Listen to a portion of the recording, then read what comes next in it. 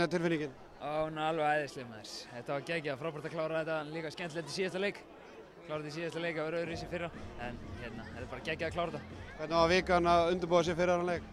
Hún var löng maður. Maður býði eftir þessu leik alla vikuna og ég helst vilja spila hann fyrir, en þetta er svona, þú veist. Þetta var bara, menn voru einbeittir og við klárum dæmið.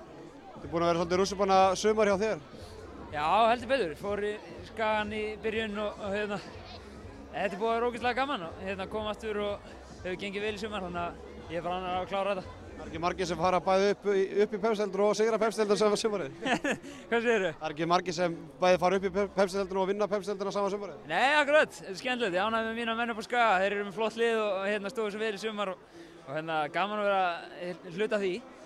4 leikir þar, en þetta er ógeðslega gaman líka. Hvernig svona framhaldið á þér, ætlar að vera áfram í Val? Ég heldur betur, ég á 1 ára eftir samning og þannig ég verð hérna næsta ári. Ykkur langar að gera stærri hluti á næsta ári? Já, ekki spurning. Við hefðum viljað fara lengur í Evrópukeppni og bikarnum. Þannig að það er bara gera betur á næsta ári. Ánægður með þitt hlutverki hjá Val í þetta sumar?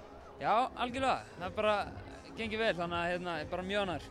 Það var aldrei spurning eftir að þú varst lánaður í að koma aftur í Val og sanna það hér? Jú, það var planið. Það var í rauninni, ég misti rosalega mikið á undirbúningstímabilinu.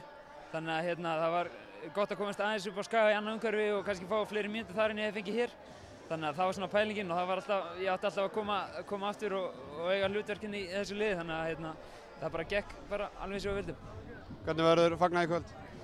Það verður fagnað vel, ég get lofað því. Það verður alveg geggjað hjá okkur.